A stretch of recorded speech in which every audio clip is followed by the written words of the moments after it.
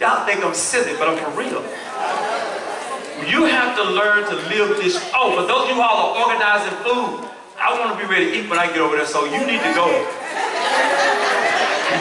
You need to go if you organizing food. You need to go, because I need to be ready to eat when I get over there.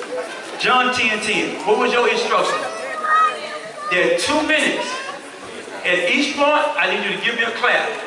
And 2 minutes in. Here's the scripture reading for me. You ready? Go ahead, Pastor. The thief cometh not, but for to steal, to kill, and to destroy.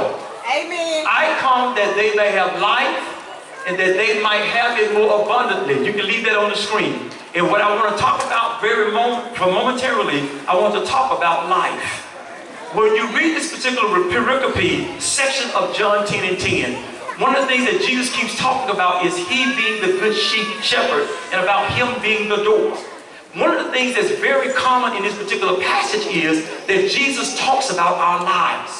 And he gives this verse in verse number 10. In chapter 10, he points out that Satan comes except for to steal, kill, and to destroy. My question to the text is, why is Satan so interested in our lives?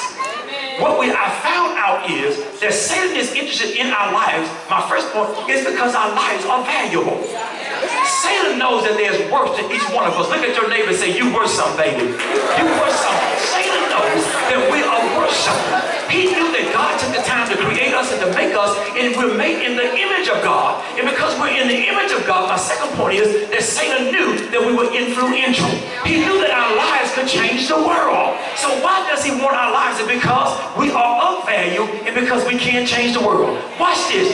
If you can imagine that if you could go into a room and speak to that room, and that whole room would shift and move because of your words.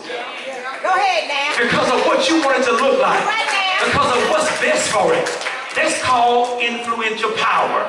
I want you to know that every one of us have influential power.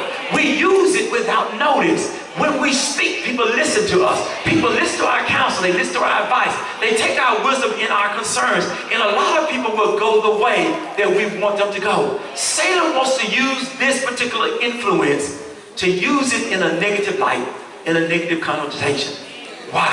Because the ultimate thing that Satan knows is that our lives is about witness to God. Satan don't want you to look like God.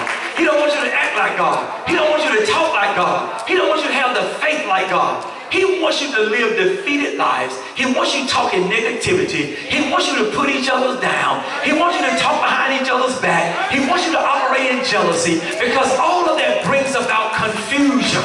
But Jesus said that I came that you may have life and life abundantly.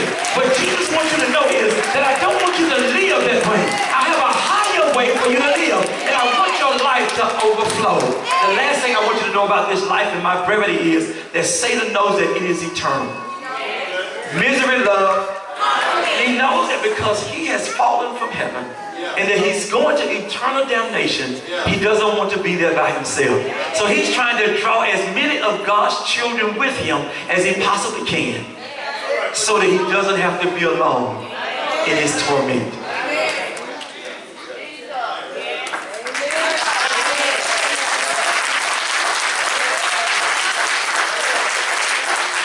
My life is valuable.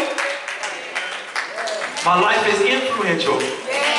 And my life is a witness to the kingdom. Those are my 3 points. Next Sunday, the Lord willing, a part of Bible class, the Lord willing, I talk about this more extensively. But your life is precious in the sight of Jesus. And Jesus valued you so much that he started you anew this morning. He knew that there was something you needed to add to somebody's life today. In your mouth are the words that will lift and encourage and empower somebody. He knew that through your speech you could change things. I'm going to tell y'all something. I believe in operating in the word power. I believe that we ought to be optimistic about most everything. Even when it look bad, you ought to say there's something here that's good. Something here that's good. We ought to believe that if it's bad, Tramon, God's going to turn it around. And listen, he's not just going to turn it around, but he's going to turn it around to your favor. And when we that, and when we walk like that, and when we act like that, it helps people to look at us and see the God in us and to join with us as we're moving the kingdom. And when we've done those words and we've given our lives through that of influence, we've given a testament to the land. What is it? There's no God like our God. Amen. How is God? Look at me. I'm living in abundance. Listen. I tried this yesterday.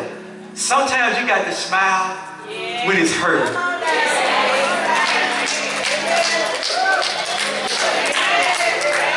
Sometimes you got to go on even when you don't feel like going on.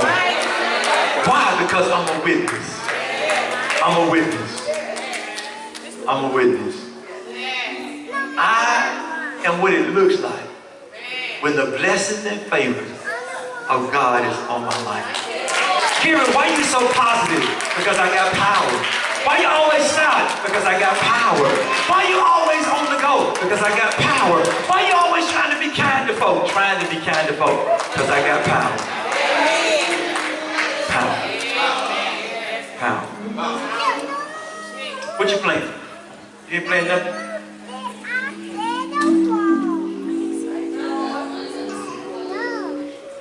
Can you do this one? Without God, I can do nothing. Without God, I would dead. Come on, Arthur. Without God, my life would be rugged, just like a ship. Without a sail. Together, come on. Without God, my life. Without God, I would surely fail.